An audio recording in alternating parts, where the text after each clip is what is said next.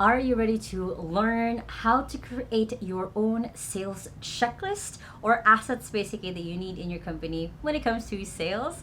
If this is your first time on my channel, my name is Lai.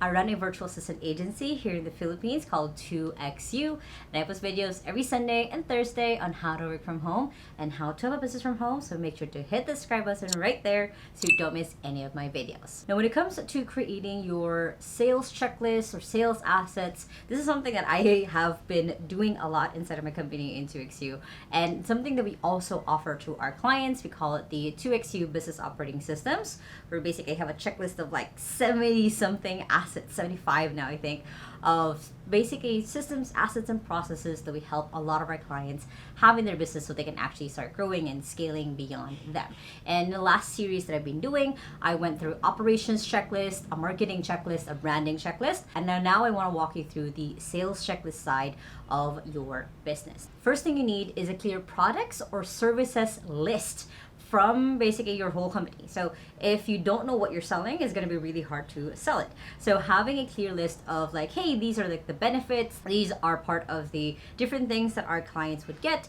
these are products that we have, this is the ongoing service. So having it listed out in the first place will really help, of course, yourself, the person that you're hiring to do sales, and everyone else in your company to know what is it that you're selling in the first place. So having a very clear, both the product or the service and the value proposition, how different you are from other companies, will help right off the bat when it comes to you actually now selling your product or your service. Next is it's important that you know your target audience. Now, I've said this over and over again in the last couple of videos, but you need to have a perfect picture of who it is that you're trying to pitch to, who it is would be the person that would be benefiting the most basically from your product or your service. So for example, for us at 2XU, we know that our target audience are typically entrepreneurs who are in the mid-range level, earning about 15,000 a month and above, and they've never had a virtual assistant before, or they tried before but failed, and they have some sort of product or service that they're offering to their own clients and customers. We know that those people are the ones we're targeting.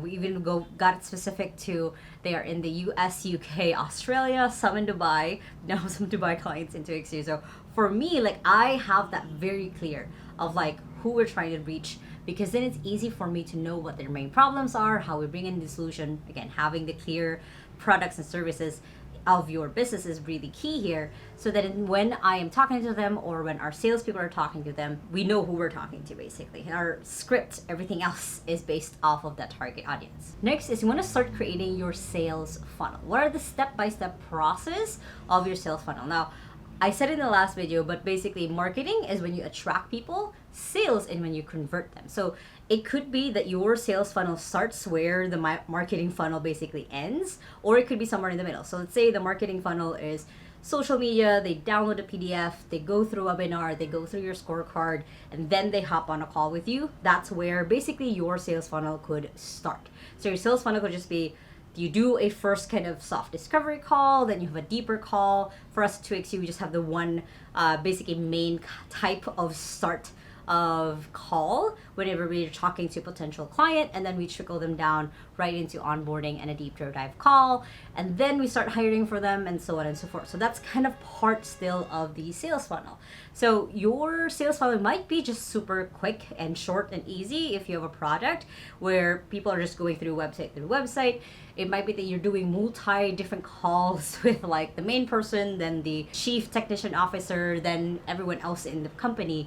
But you have to build this out, because this is now part of your process as you have people into your business or your company. Next is it's key that you have your own CRM or customer relationship management. So what it is, it's basically just a directory of all of your clients or customers, and you know where they're at on your sales funnel stage. What was the last communication with them? Are they happy with us or not? And there's a lot of really different tools that you can use for this. Of course, there is Salesforce, there is HubSpot, there's so many out there, Zoho, that you can use. Just pick and choose which one works best for your company. Or you can start really simple and just have it on a Google spreadsheet, or file names for each person that just links to a Google Doc. Up to you. It has to make sense for you and your business. But it's essential that you know where your clients and customers are at, so it's easy to follow up, send them emails, so on and so forth. Next is it's key for you to have your own KPI dashboard or a key performance indicators dashboard. Basically, for you as the founder, if you're watching this as the founder, what are the numbers that will indicate that you guys are on the right track? So for example, for us at 2XU, if we are converting at least 30% of the people who are coming in or even more, then we know we're on the right track. Anytime that goes down, something is broken, something's wrong. So having that dashboard isn't just for keeping numbers, it's also for being able to make decisions on how you want to move forward in your business. Underneath that KPI dashboard would probably be your sales tracker.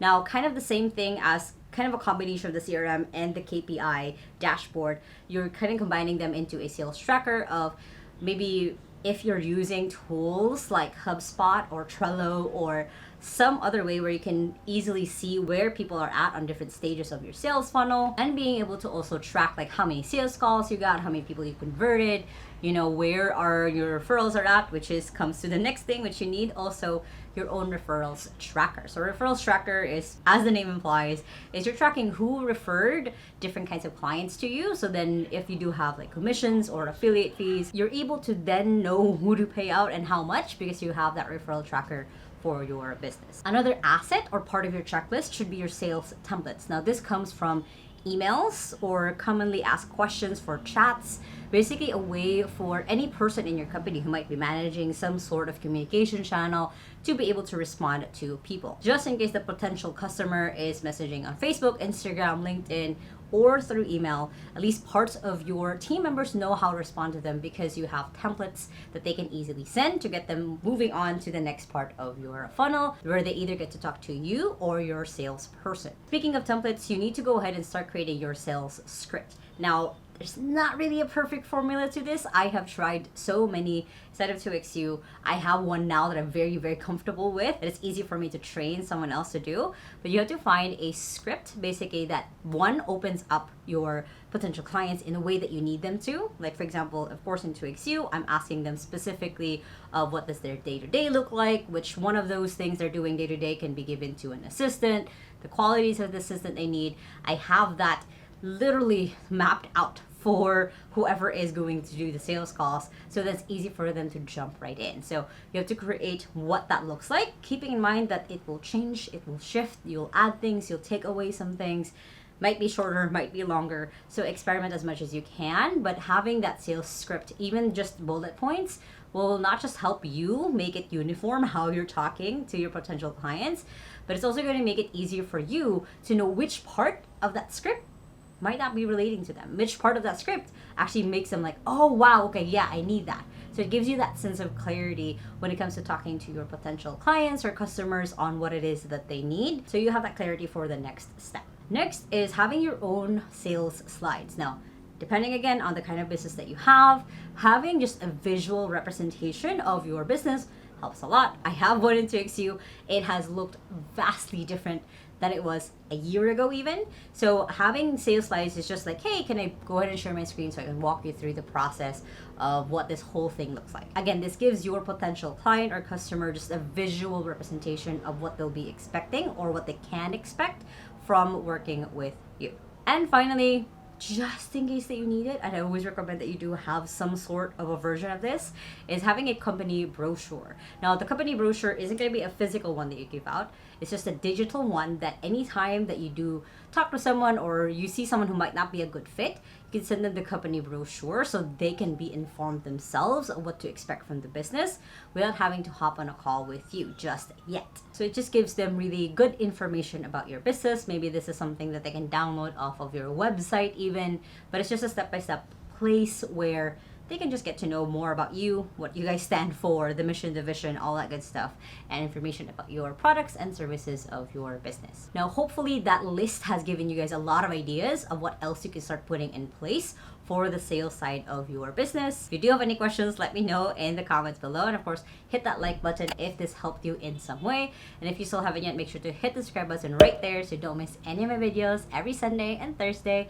on how to work from home and how to have a business from home, which you guys can check out those two playlists right here and the latest video right here. Hope you guys have an amazing day, and with that small steps matters, and I'll see you in the next video. Bye.